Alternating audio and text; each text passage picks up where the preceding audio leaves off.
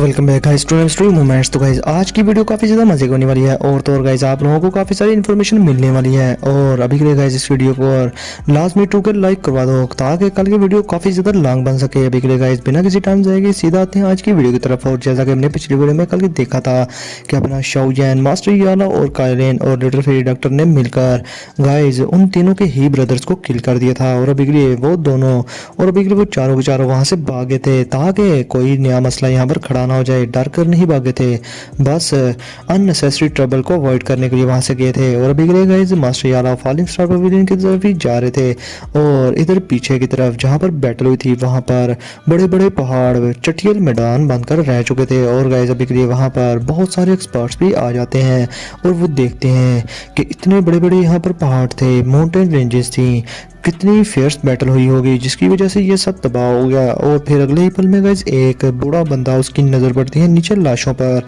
और वो बहुत ज़्यादा हैरान होता है और वो कहता है कि अभी के लिए ये तो वो तीनों ही ब्रदर्स हैं, आखिर इन तीनों को किल किसने किया। माना कि ये लोग बहुत ही बड़े हरामी थे और इनकी जो स्किल्स थी बहुत ज़्यादा ईवल स्किल्स थी, लेकिन इन लोगों को किल करने वाला बंदा ज़रूर कोई एक्स्ट्रा ऑर्डिनरी पर्सन ही होगा क्योंकि ये तीनों अगर हाथ भी मिला लेते आपस में तो किसी भी बैंक शैंक क्लास के एक्सपर्ट से इजीली फाइट कर सकते थे। और तो और गाइस अभी के लिए जिस जगह पर इन लोगों को मारा गया था ये उस ट्रेड फेयर के बहुत ही ज्यादा करीब जगह थी, लेकिन फिर भी किसी को कानो कान खबर नहीं हुई। और अब के लिए गाइस ये सारी खबर आग की तरह पूरे जंगल में फैल जाती है और हर एक को पता चल जाता है कि किसी ने ही ब्रदर्स को किल कर दिया है। अब अगले ही पल में हमारा सीन शिफ्ट होता है शाओयान, मास्टर याला, काइलिन, लिटिल फेरी डॉक्टर पर। और गाइस वो एक बड़े से माउंटेन रेंज पर अपीयर हो गए थे और अभी के लिए मास्टर याला हंसते हुए शाओयान से कहते हैं कि अभी के लिए कोई भी हमें चेज नहीं कर पाएगा क्योंकि हमने अपने रिमेनिंग गोरास को रिमूव कर दिया है। इवन के एलाइड दोशन क्लास का एक्सपर्ट भी हमको फाइंड नहीं कर पाएगा। जिस पर शाओयान भी हंसते हुए कहता है कि हाँ बिल्कुल। और ये तीनों के कमीने माना के बहुत बड़े इवल थे लेकिन इनके पास बहुत ज्यादा ट्रेजर्स थे जो कि हमें मिल गए और अभी के लिए हम काफी ज्यादा खुशकिस्मत भी हैं। जिसके साथ ही गाइस अपने मास्टर यालाओ इन चारों के इर्द गिर्द एक बड़ी सी स्पेस बना लेते हैं और उस जगह को सील कर देते हैं ताकि कोई भी बाहर का बंदा अगर रिएक्ट करे तो इन लोगों को पता चल जाए कि वहां पर कोई आया है। और अभी के लिए गाइस मास्टर यालाओ हंसते हुए शाओयान से कहते हैं कि जल्दी से अपने चारों के उन मैप्स फ्रेमवर्क्स को निकालो और उनको मिलाकर एंशिएंट मैप बना दो। मैं इस बड़ी सी चीज को खुद विटनेस करना चाहता हूँ और मैं जानना चाहता हूँ कि इनको मिलाने से आखिर क्या होगा। इसके साथ ही गाइस अपना शाओयान एक स्माइल के साथ हाँ में सर ला देता है और अपनी स्टोरी रिंग में से उन चारों के मैप फ्रेगमेंट्स को निकाल लेता है। और इन चारों के मैप फ्रेगमेंट्स को देखकर गाइस अभी के लिए अपने शाओयान के फेस पर बड़ी ही मजे की स्माइल थी क्योंकि इतने सालों तक उसने इन चारों मैप फ्रेगमेंट्स को जमा करने में लगा दिए और डिमोनिक लोटस फ्लेम का ख्वाब दिल में सजाए रखता था वो और अभी भी उसी का ख्वाब देखता था। अब इसके साथ ही गाइस अपना शाओयान अपने हाथ रगड़कर बड़े ही आराम से उन मैप फ्रेगमेंट्स को अपनी अपनी जगह पर रखना स्टार्ट कर देता है और उनको मिलाने की कोशिश करने लगता है। अब गाइस कुछ देर के बाद शाओयान के आहिस्ता आहिस्ता उन मैप फ्रेगमेंट्स को जोड़ने के बाद एक कंप्लीट एंशिएंट मैप शाओयान के सामने अपीयर हो जाता है। अब इसके साथ ही गाइस जैसे ही वो एंशिएंट मैप कंप्लीट होता है उन चारों के मैप फ्रेगमेंट्स के मिलाने के बाद तो गाइस अभी के लिए वो कोई आम सा नक्शे का टुकड़ा लग रहा था और अभी के लिए उस पर बहुत सारे लैंड्स वगैरह बने हुए थे और छोटे मोटे रास्ते बने हुए थे और अभी के लिए कोई एग्जैक्ट टारगेट वहां पर शो हो ही नहीं रहा था डिमोनिक लोटस फ्लेम का, जो देखकर शाओयान बहुत ही ज्यादा हैरान होता है क्योंकि गाइस ये कोई आम सी पिक्चर लग रही थी। अब गाइस अपने शाओयान जब ये चीज देखता है तो बहुत ही ज्यादा घबरा जाता है और अभी के लिए गाइस उसने इतने सालों तक सिर्फ इसी चीज के लिए क्या मेहनत की थी, एक फजूल से एंशिएंट मैप के लिए जिस पर कुछ भी बताया ना गया हो डिमोनिक लोटस फ्लेम के बारे में। तो अभी के लिए गाइस अपना शाओयान बददिल होकर कहता है कि क्या ये ही वो एंशिएंट मैप है क्या जिसके लिए मैंने इतने सालों मेहनत की, क्या उसमें अभी के लिए मुझे कोई इन्फॉर्मेशन भी नहीं मिलेगी। जिसके साथ गाइस मास्टर याला शाओयान के पीछे से कहते हैं कि लड़के अभी के लिए इतने ज्यादा एंशियस ना हो, ये एंशिएंट मैप बहुत ही ज्यादा ओल्ड है और अभी के लिए ये नामुमकिन नहीं है कि इस एंशिएंट मैप में कोई ना कोई ट्रिक यूज की होगी अगले बंदे को बेवकूफ बनाने के लिए। ये बिल्कुल कंप्लीट मिस्ट्री है। जिसके साथ ही गाइस अपना शाओयान एक लंबी आ भरता है और फिर मास्टर यालाओ के कहने पर बिगली अपना शाओयन हर एंगल से उस एंशिएंट मैप को देखता है और फाइंड आउट करने की कोशिश करने लगता है कि कहीं ना कहीं डिमोनिक लोटस फ्लेम का सुराग यहाँ पर मिल ही जाए, लेकिन गाइस उससे कुछ भी नहीं मिलता। अब मास्टर यालाओ ये चीज़ देखने के बाद शाओयन को मशवरा देते हैं कि लड़के अभी के लिए अपने एक ब्लड का कतरा इस एंशिएंट मैप पर फेंक कर देखो, क्या पता इसमें कोई एक्टिविटी हो। जिसके साथ ही अपना शाओयन थोड़ा हेजिटेट करते हुए अपनी मिडिल फिंगर का काट लेता है और उसमें 2-3 ड्रॉप ऑफ ब्लड उस एंशिएंट मैप पर फेंक भी देता है, मगर उन ब्लड ड्रॉप्स की वजह से भी कोई वहां पर एक्टिविटी नहीं होती। जिस पर अपने मास्टर यालाओ एक लंबी आह भर लेते हैं और वो अभी के लिए खामोश हो गए थे, उन्हें भी समझ नहीं थी आ रही कि क्या करना चाहिए। और गाइस अभी के लिए अपना शाओयन ये चीज देखकर काफी ज्यादा नाउम्मीद हो गया था और डिसअपॉइंटमेंट उसके दिल पर छा गई थी अभी के लिए। और अभी के लिए कायलिन शाओयन को इतना ज्यादा डिसअपॉइंट देखकर बेचारी कुछ भी नहीं बोल पाती। जाहिर सी बात है यार, उसका हस्बैंड था वो और वो बहुत ही ज्यादा दुखी था इस टाइम। वो अच्छे से जानती थी कि शाओयन ने प्यूरिफाइंग डिमोनिक लोटस फ्लेम के सिर्फ इन मैप फ्रेगमेंट्स को हासिल करने के लिए कितनी ज्यादा मेहनत की है, लेकिन एंड पर शाओयन को अभी के लिए कोई भी इंफॉर्मेशन इससे मिल नहीं रही। तो शाओयन का दिल तो जरूर टूटा ही होगा और अभी के लिए गाइस वो शाओयन को दिलासा भी नहीं दे पा रही थी, क्योंकि अपना शाओयन अंदर ही अंदर से जल रहा था, गुस्सा उसे फुल चढ़ा हुआ था। और अभी के लिए गाइस हम अपने शाओयन को देखते हैं जो कि बिल्कुल साइलेंट था और आसपास का प्रेशर बहुत ही ज्यादा हैवी हो चुका था और उसके दिल में जो जीत की खुशी थी वो अभी के लिए बहुत ही ज्यादा उदासी में बदल चुकी थी। अब इसके साथ ही कुछ देर खामोश रहने के बाद शाओयन थोड़ा गुस्से में एक लंबी आह भरकर कहता है कि अगर ये एंशिएंट मैप बिल्कुल यूजलेस है तो फिर इसको रखने का क्या फायदा। और ये कहते ही गाइस अपना शाओयन अपनी हेवनली फ्लेम बाहर निकाल लेता है और उस मैप को, उस एंशिएंट मैप को अभी के लिए जलाने के लिए तैयार हो जाता है और वो काफी ज्यादा गुस्से में भी था और वो उसे जला भी देता है। और मास्टर यालाओ अभी के लिए गाइस बहुत ज्यादा शॉक हो जाते हैं और वो शाओयन को रोकना चाहते थे, मगर इससे पहले शाओयन अपना हेवनली फ्लेम बाहर निकालकर उस मैप को जला चुका था। लेकिन गाइस अगले ही पल में मास्टर यालाओ की आंखें फटी की फटी रह जाती हैं, क्योंकि गाइस अभी के लिए वो शाओयन से कहते हैं कि लड़के तुमने इसको अपनी हेवनली फ्लेम से जलाने की कोशिश तो की है, मगर ये एंशिएंट मैप हेवनली फ्लेम से जल क्यों नहीं रहा। जिसके साथ ही गाइस शाओयन की नजर पड़ती है उस एंशिएंट मैप पर जो कि उसकी हेवनली फ्लेम में अभी के लिए झुलस रहा था, लेकिन जल कोई नहीं था। और कायलिन और लिटिल फेरी डॉक्टर भी बहुत ज्यादा हैरान होती हैं और अभी के लिए मास्टर यालाओ अम्यूज होते हुए कहते हैं कि जल्दी से अपनी हेवनली फ्लेम की स्ट्रेंथ को बढ़ाओ, क्योंकि गाइस अभी के लिए वो जानते थे कि ये जो एंशिएंट मैप शाओयन अपनी हेवनली फ्लेम से जला रहा है तो शाओयन की हेवनली फ्लेम 4 हेवनली फ्लेम के मर्जर से बनी हुई है और इसकी स्ट्रेंथ बहुत ही ज्यादा हाई है, इवन कि ये किसी भी माउंटेन को बॉइल करने की स्ट्रेंथ भी रखती है। तो अभी के लिए आखिर ये मैप फ्रेगमेंट क्यों नहीं चल रहा। जिसके साथ ही गाइस अभी के लिए शाओयन अपने मास्टर का ऑर्डर सुनता है और जल्दी से उस अपनी हेवनली फ्लेम की स्ट्रेंथ को बहुत ज्यादा इंक्रीज कर देता है। और अभी के लिए गाइस वो मैप फ्रेगमेंट अभी भी नहीं जलता, बल्कि उल्टा उस मैप फ्रेगमेंट के अंदर बहुत सारी लाइनें बनना शुरू हो जाती हैं, वो भी ऑटोमेटिकली। जो देखकर गाइस अभी के लिए Kylian, little fairy doctor, master यालाओ और शाओयन बहुत ही ज्यादा खुश हो जाते हैं इन लाइंस को देखने के बाद। और शाओयन तो अपनी हेवनली फ्लेम की स्ट्रेंथ को पूरी लिमिट तक अनलीश कर देता है। अब गाइस शाओयन की फ्लेम के ज्यादा जलाने की वजह से उस एंशिएंट मैप पर जो वर्ड्स अपीयर हुए थे वो अभी के लिए ब्रेक थ्रू करके बाहर निकल आते हैं एयर में। और अभी के लिए गाइस बहुत सारे जुमले वहां पर लिखे जाते हैं जिनमें लिखा हुआ था कि 2 मून्स जब अपीयर होंगे आसमान में तो तब के टाइम 9 प्लैनेट्स वो एक ग्रैंड अरे को हाई करेंगे आसमान के अंदर, तो वो एक ग्रैंड अरे को बनाएंगे और फिर एक इनगल्फिंग टाइड की बर्थ होगी और तब के टाइम डिमोनिक फ्लेम इस दुनिया पर फिर से आ जाएगी। अब गाइस मास्टर यालाओ ये सारे लफ्ज पढ़ते हैं और शाओयन जल्दी से कहता है कि मास्टर इस सब का मतलब क्या है, मुझे इसकी जरा भी समझ नहीं है। जिसके साथ ही गाइस अपने मास्टर यालाओ थोड़ा सोचने के बाद शाओयन को समझाते हैं कि 2 चांद अपीयर होने का और 9 स्टार के रेफरेंस का मतलब है कि स्पेशल नेचुरल फेनोमेना अपीयर होने वाला है और ये अक्रंस हमेशा 1000 साल बाद होती है और इसकी वजह से फिर उस 1000 साल बाद बहुत ही ज्यादा अजीबोगरीब फेनोमेना अपीयर होता है इस वर्ल्ड के अंदर। और शाओयन तुम्हें इस चीज को भी अच्छे से समझना चाहिए कि जब ये वर्ल्ड टाइड अपीयर होगी तो तब के टाइम ही उस दिन ही प्यूरिफाइंग डिमोनिक लोटस फ्लेम भी इस दुनिया में अपीयर हो जाएगी। जो सुनकर गाइस अभी के लिए शाओयन थोड़ा बहुत स्टन हो जाता है और अभी के लिए वो मास्टर यालाओ से कहते हैं कि अभी के लिए अगर डिमोनिक लोटस फ्लेम पूरे 1000 साल बाद अपीयर होती है तो क्या इसका मतलब नहीं कि हमारे पास अभी के लिए कोई चांस नहीं है उसको हासिल करने का। जिसके साथ ही गाइस मास्टर यालाओ अपना सर नाम हिला देते हैं और अभी के लिए शाओयन को समझाते हैं कि अभी के लिए जो last time world tide appear हुई थी वो 9997 साल पहले अपीयर हुई थी और अभी के लिए देखा जाए तो पूरे 3 साल बाकी हैं दोबारा एक और वर्ल्ड टाइड के अपीयर होने तक। और हाँ शाओयन, मैं तुम्हें बताना चाहता हूँ कि ये जो प्योरीफाइंग डिमोनिक लोटस फ्लेम है ये बहुत ही ज़्यादा पावरफुल फ्लेम है। अपने बारे में बल्कि भूल ही जाओ। अगर तुम्हारी जगह मैं भी उस डिमोनिक लोटस फ्लेम को सबड्यू करने की कोशिश करूँ तो तब के टाइम वो जो फ्लेम है वो मुझे सिर्फ अपना स्लेव बनाकर रख लेगी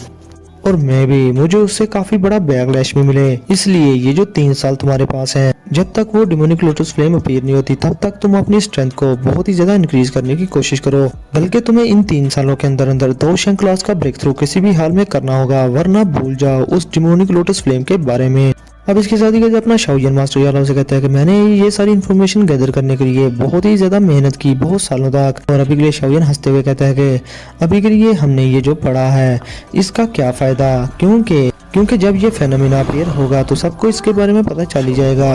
और तब के टाइम फिर मैंने ये जो एंशिएंट मैप हासिल किया है इसका क्या फायदा। जिसके साथ ही गाइस मास्टर यादव आगे से हाथ खोलते हुए कहते हैं कि ये बिल्कुल भी बेफायदा है। जिसके साथ ही शाओयन एक लंबी याद बढ़ता है और अभी के लिए गाइस अपना शाओयन अपनी हेवनली फ्लेम की तरफ देखता है जिसके अंदर वो एंशिएंट मैप अभी भी जल रहा, लेकिन उस पर उसकी आग कोई भी असर नहीं कर रही थी। और अभी के लिए शाओयन उस एंशिएंट मैप को पकड़ने वाला था ताकि उसे वापस से स्टोरेज रिंग में रख सके, लेकिन गाइस जैसे ही शाओयन की उंगली उस एंशिएंट मैप को टच करती है तो गाइस उस मैप के अंदर जो डिमोन लोटस इमेज थी वो बाहर आ जाती है और ऐसे लग रहा था कि ये असल में डिमोनिक लोटस है और वो सीधा शाओयन के माथे के अंदर चला जाता है और गायब हो जाता है। वो देखकर अभी के लिए मास्टर यादव बहुत ज्यादा हैरान होते हैं और अभी के लिए गाइस मास्टर यादव शाओयन के बहुत ज्यादा करीब, लेकिन फिर भी गाइस वो बहुत ही ज्यादा स्लो थे कि शाओयन के माथे में ये क्या चीज चलेगी। और अभी के लिए गाइस वो काफी ज्यादा परेशान भी हो गए थे और इधर काइलिन और लिटिल फेरी डॉक्टर उनके तो रंग उड़ जाते हैं क्योंकि उन्हें नहीं था पता कि ये एंशिएंट मैप जिसमें से ये चीज निकली है क्या ये शाओयन के लिए ठीक होगी या फिर बुरी। अब इसके साथ ही गाइस इधर अपना शाओयन भी बहुत ज्यादा हैरान था क्योंकि गाइस वो लाइट डायरेक्टली शाओयन की आंखें के दरमियान उसकी ब्रोज में जाकर शूट हुई थी और उसके अंदर समा गई थी। और अभी शाओयन अपनी स्पिरिचुअल स्ट्रेंथ को जल्दी से कंट्रोल करता है और स्कैन करने लगता है वो एरिया जहां पर वो लाइट अभी गई थी। और अभी गाइस शाओयन देखता है कि उसकी ब्रोज के दरमियान माथे के अंदर एक लाइट का अजीब सा क्लस्टर है। और बिगड़े गए शाओयन ये चीज अच्छे से जानता था कि ये लाइट क्लस्टर उससे बिलोंग नहीं करता और शाओयन को समझ आती है कि ये जो एंशिएंट मैप से ये जो चीज निकली थी ये वही है जो अभी शाओयन के माथे के अंदर गई है। अब गाइस शाओयन की स्पिरिट उस लाइट क्लस्टर को बड़ा घूर घूर कर देख रही थी और उसके इर्द गिर्द घूमे जा रही थी, मगर अभी के लिए कुछ उसे कर नहीं थी पा रही। और अभी के लिए गाइस ये जो टेरिफाइंग ऑब्जेक्ट शाओयन के माथे के अंदर आ चुका था ये शाओयन को काफी ज्यादा डरा भी रहा था क्योंकि ये ऑब्जेक्ट एक तो एंशिएंट था और दूसरा शाओयन इसके बारे में बिल्कुल भी कुछ नहीं जानता था। और शाओयन अभी के लिए गुस्से में कहता है कि बास्टर्ड। अब शाओयन बड़ी कोशिश करता है खुद को शांत करने का क्योंकि अपने शाओयन की पैंट गीली हो रही थी कि ये आखिर उसके माथे में क्या आ गया है। अब अपना शाओयन खुद को संभालते हुए अपनी स्पिरिचुअल स्ट्रेंथ को गैदर करने लगता है और उस लाइट क्लस्टर के करीब जाने की कोशिश करता है जो कि उसके माथे के अंदर था गाइस अपनी स्पिरिचुअल स्ट्रेंथ के थ्रू। अब जैसे ही शाओयन की स्पिरिचुअल स्ट्रेंथ उस लाइट क्लस्टर के करीब आती है तो गाइस वो लाइट क्लस्टर कुछ भी नहीं कहता शाओयन को, मगर अभी के लिए अपना शाओयन स्पिरिचुअल स्ट्रेंथ को और भी ज्यादा गैदर करता है और अभी के लिए एक फैटल अटैक करने वाला था उस मिस्टीरियस थिंग पर। अब गाइस इससे पहले कि शाओयन अपना अटैक लॉन्च कर पाता उस लाइट क्लस्टर पर, उस लाइट क्लस्टर में एक अजीब सी लाइट बहुत ज्यादा ग्लो के साथ बाहर निकलती है और शाओयन की साउल की तरफ बढ़ी थी। और अभी के लिए शाओयन ये चीज देखकर इतना ज्यादा पैनिक नहीं होता और वो जल्दी से अपनी स्पिरिचुअल स्ट्रेंथ गैदर करके एक बैरियर बना लेता है अपने सामने। मगर गाइस अभी के लिए ये जो चीज थी ये शाओयन के बैरियर्स को तोड़ते हुए उसके पास आने लगती है। अब गाइस वो चीज डायरेक्टली शाओयन की साउल के साथ आकर टकरा जाती है जिसके साथ ही गाइस अपना शाओयन जहां था वहीं रुक जाता है और स्टिल हो जाता है। और अभी के लिए गाइस उसके फेस पर बहुत ही ज्यादा पेनफुल एक्सप्रेशन हो जाते हैं और उसे काफी ज्यादा दर्द भी हो रही थी। अब शाओयन के फेस पर ये पेनफुल एक्सप्रेशन देखकर अपने मास्टर यालाओ काफी ज्यादा घबरा जाते हैं और वो जल्दी से अपनी उंगलियां शाओयन के माथे के दरमियान रख देते हैं और अपनी स्पिरिचुअल स्ट्रेंथ के थ्रू शाओयन की बॉडी को स्कैन करने की कोशिश करने लगते हैं और अपनी स्पिरिचुअल स्ट्रेंथ शाओयन की बॉडी में डालने लगते हैं, वो भी फोर्सफुली। मगर इससे पहले कि मास्टर यालाओ की स्पिरिचुअल स्ट्रेंथ शाओयन की बॉडी में जाती है अपना शाओयन अपनी आंखें खोल लेते हैं जो देखकर शाओयन मास्टर यालाओ को एक राहत की सांस आती है और मास्टर यालाओ जल्दी से शाओयन से पूछते हैं कि आखिर क्या हुआ। जिसके साथ ही शाओयन एक लंबी आह भरकर कहते हैं कि मुझे इस बारे में नहीं पता। और फिर शाओयन अपने माथे की तरफ इशारा करते हुए मास्टर से कहते हैं कि वो चीज यहाँ पर है, मुझे नहीं पता कि ये क्या है। मैंने बड़ी कोशिश की अपनी स्पिरिचुअल स्ट्रेंथ के थ्रू इस चीज को टच करने की, मगर मैं इसको हाथ भी नहीं लगा पाया। मगर ये चीज मेरे इसी जगह जगह पर मौजूद है और यहाँ से हिलने का नाम भी नहीं ले रही। अब गाइस शाओयन की ये बात सुनने के बाद अपने मास्टर यालाओ डायरेक्टली शाओयन से पूछते हैं कि लड़के मुझे पहले ये बताओ कि जब मैं पहली बार तुमसे मिला था तब तुम्हारी उम्र क्या थी। जो सुनकर गाइस अभी अपना शाओयन बहुत ज्यादा हैरान होता है, क्योंकि मास्टर यालाओ ने इस तरह का क्वेश्चन पहले कभी भी नहीं पूछा था और उसे समझ नहीं थी आ रही कि मास्टर यालाओ आखिर क्या करना चाह रहे हैं। जिसके साथ ही अभी अपना शाओयन थोड़ा हैरान होते हुए मास्टर यालाओ को बताता है कि मैं तब के टाइम 15 साल का था। जिसके साथ ही अपने मास्टर यालाओ एक रंबिया भरते हैं और शाओयन को बताते हुए कहते हैं कि अभी के लिए मुझे डर है कि तुम्हारी बॉडी को किसी दूसरी चीज ने या स्पिरिट ने पोजेस कर लिया है। अभी के लिए मैं तुम्हें बता दूं कि वो एंशिएंट एक्सपर्ट्स जो कि फिजिकली डेड हो जाते हैं या मर जाते हैं, मगर उनकी स्पिरिट्स पीछे बच जाती हैं और ये स्पिरिट्स अगर पावरफुल हों तो तब के टाइम वो किसी दूसरे पर्सन की बॉडी को पोजेस करके उस बंदे की साउल को डिवोर करके उस बॉडी पर पूरी तरह से कब्जा जमा लेती हैं। जो सुनकर गाइस अपने शाओयन का मुंह खुले का खुला रह जाता है और उसकी पैंट तकरीबन गीली होने ही वाली थी। अब इसके साथ ही गाइस मास्टर यालाओ के एक्सप्रेशन बिल्कुल ग्रेव थे, वो भी थोड़े सीरियस लग रहे थे और वो शाओयन से कहते हैं कि आखिर तुम्हें अंदाजा होगा कि ये है क्या चीज। जिसके साथ ही शाओयन अपनी ब्रोस को रब करते हुए मास्टर यालाओ से कहता है कि मुझे भी इस बारे में इतना नहीं पता। जब मेरी स्पिरिचुअल स्ट्रेंथ ने इस चीज को हाथ लगाने की कोशिश की तो सिर्फ मुझे छोटी सी इन्फॉर्मेशन मिली। वो छोटी सी इन्फॉर्मेशन सिर्फ 4 लफ्ज थे। जिसके साथ ही मास्टर यालाओ जल्दी से कहते हैं कि आखिर वो क्या थे। जिसके साथ ही शाओयन जल्दी से मास्टर यालाओ को बताता है कि वो 4 लफ्ज थे, प्योरीफाइंग डिमोनिक लोटस सेंट। अब गाइस अपने मास्टर यालाओ ये नाम सुनने के बाद उनके दिल में एक अजीब सी रिस्पेक्ट पैदा हो जाती है और अभी के लिए वो कहते हैं कि प्योरीफाइंग डिमोनिक लोटस सेंट। और इसके साथ ही मास्टर यालाओ साइड पर जाकर एक रॉक पर बड़े आराम से बैठ जाते हैं और अभी के लिए वो खामोश हो गए थे। और अभी के लिए शाओयन, काइलिन, लुटफी डॉक्टर मास्टर यालाओ को इस तरह से बैठा खामोश देखकर उनके बोलने का इंतजार करना शुरू हो जाते हैं अच्छे बच्चों की तरह। अब गाइस तकरीबन 10 मिनट खामोश रहने के बाद मास्टर यालाओ शाओयन की तरफ देखते हैं और बड़े आराम से शाओयन को बताते हैं कि मेरे अंदाजे के मुताबिक ये बंदा प्योरीफाइंग डिमोनिक लोटस सेंट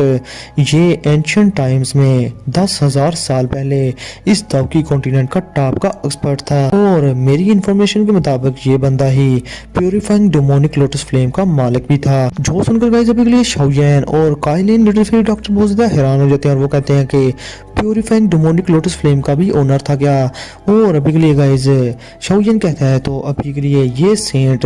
सच में बहुत ज्यादा पावरफुल था जो कि ये प्योरीफाइंग डिमोनिक लोटस फ्लेम का ओनर बन पाया। इसी वजह से इसका नाम और टाइटल इतना ज्यादा हैवी है। जिस पर अपने मास्टर यालाओ आहिस्ता से शाओयन को बताते हैं कि ये जो प्योरीफाइंग डिमोनिक लोटस सेंट था ये 10,000 साल पहले इस दौकी कॉन्टिनेंट में बहुत ही ज्यादा जाना माना था और मैंने इस बंदे के बारे में एंशिएंट बुक्स में थोड़ा बहुत रीड भी किया है और ये सुनने में आया है कि ये एक्सपर्ट अपनी एरा में दाऊडी लेवल से हाफ स्टेप ही दूर था, मतलब के दाऊशन क्लास की 9 स्टार की पीक का एक्सपर्ट था ये। शाओयन कहता है कि वो एक्सपर्ट जो दाऊडी क्लास के करीब हो, वाह क्या बात है, मुझे यकीन नहीं आ रहा कि प्योरीफाइंग डिमोनिक लोटस सेंट इतने बड़े लेवल तक पहुंच जाएगा।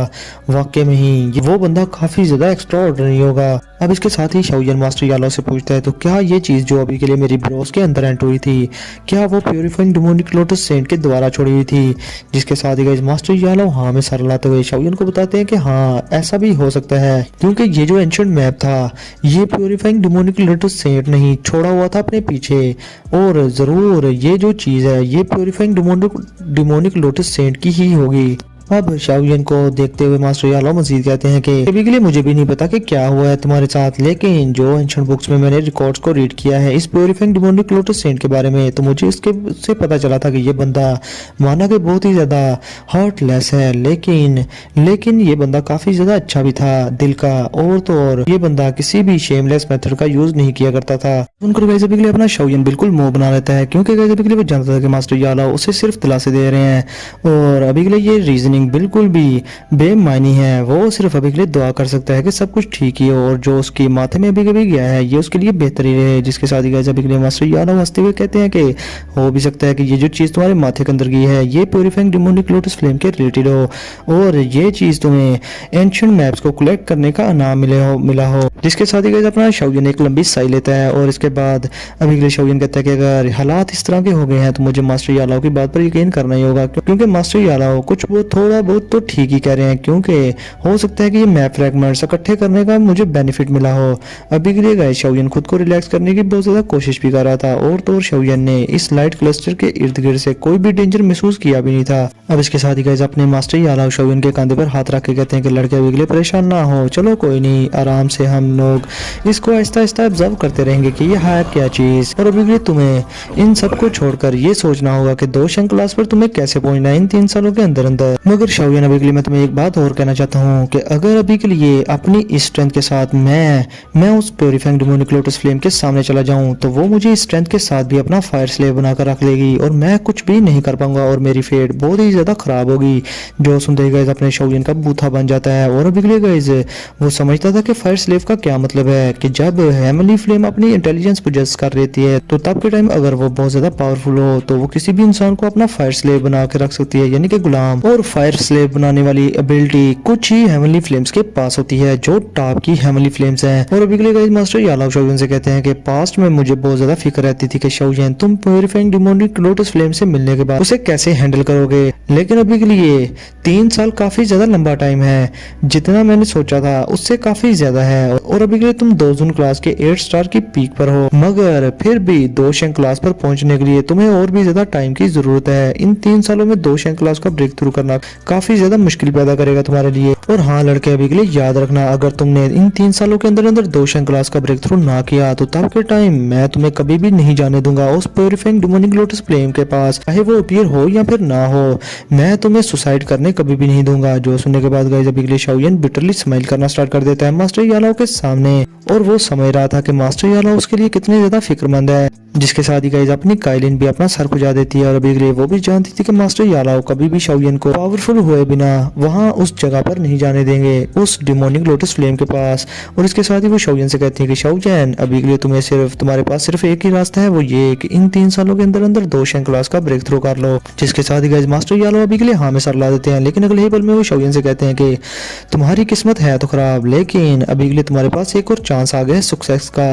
जिसके साथ ही शाओयन कहते हैं कि मास्टर क्या आपका मतलब है बुद्धिस्टा एंशिएंट ट्री। जिसके साथ ही मास्टर यालाओ आगे से हाँ में सर ला देते हैं और कहते हैं कि अगर तुम्हारे पास बुद्धिस्टा हर्ट आ गया तो तब के टाइम तुम उस बुद्धिस्टा एंशिएंट ट्री के थ्रू 2 शंख क्लास का ब्रेक थ्रू इजीली कर सकते हो इन 3 सालों के अंदर अंदर। जो सुनकर तो गाइस अपना शाओयन सर पकड़ के बैठ जाता है और वो कहता है कि ये कैसे इतना आसान हो सकता है, आपको तो पता है बुद्धिस्टा एंशिएंट ट्री कौन सी लोकेशन पर है, एंशिएंट वास्टलैंड रीजन, और वहां पर ह्यूमन जा ही नहीं सकते क्योंकि वहां पर बहुत ज्यादा फियर्स मैजिकल बीस्ट हैं, और तो और वो रीजन बहुत ही ज्यादा वास्ट है और बहुत बड़ा है। हम कहाँ बुद्धिस्टा एंशिएंट ट्री को वहां पर ढूंढते फिरेंगे। जिस पर मास्टर यालाओ शाओयन की थपकी मारते हुए कहते हैं कि अगर ये सारा इतना ही इजी होता तो तुम्हारे पास चांस होता उस बुद्धिस्टा एंशिएंट ट्री में भी जाने का, वहां पर और भी बहुत ज्यादा स्ट्रॉन्ग लोग आ जाते। जिसके साथ ही गाइस अभी के लिए मास्टर यालाओ मजीद कहते हैं शाओयन से कि अभी के लिए शाओयन तुम्हारे हाथ में बुद्धिस्टा सीड है, क्योंकि गाइस आप लोगों को पता होगा कि शाओयन ने जब लिटिल फेरी डॉक्टर की पॉइजनस बॉडी का इलाज किया था तो उसमें एक इंग्रेडिएंट यूज किया था जो कि था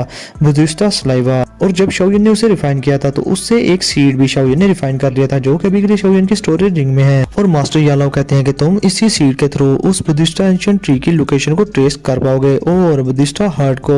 तुम हासिल करोगे हर हालत में अगर तुम 2 शंख क्लास का ब्रेक थ्रू करना चाहते हो, क्योंकि तभी मैं तुम्हें उस प्यूरिफाइंग डेमोनिक लोटस फ्लेम को रिफाइन करने की या उसके सामने जाने की इजाजत दूंगा। जिसके साथ ही शाओयन एक लंबी आह भर लेता है और कहता है कि ठीक है मास्टर। अब इसके साथ ही मास्टर यालाओ भी आगे से खुश हो जाते हैं और Shaoyan Kaelin little fairy doctor को लेकर फॉलिंग स्टार पवेलियन की तरफ जाना शुरू हो जाते हैं और कहते हैं कि चलो पहले तो हम जाकर ये सारी न्यूज़ जो हमें मिली हैं इसको कंफर्म करते हैं। और अभी के लिए शाओयन तुम्हारे 2 शंख क्लास का ब्रेक थ्रू सिर्फ उस बुद्धिस्टा एंशिएंट ट्री पर ही निर्भर है। तो गाइस इसके साथ ही हमारा आज का ये एपिसोड यहीं पर करते हैं खत्म। वीडियो को लाजमी लाइक कर देना, शेयर कर देना और चैनल को सब्सक्राइब कर देना। और हाँ गाइस अभी के लिए आप लोगों के लिए एक इन्फॉर्मेशन है, कल या तो सुबह 8 बजे वीडियो आ जाएगी, अगर 8 बजे ना आई तो तकरीबन 3 बजे वीडियो आ जाएगी आप लोगों के लिए।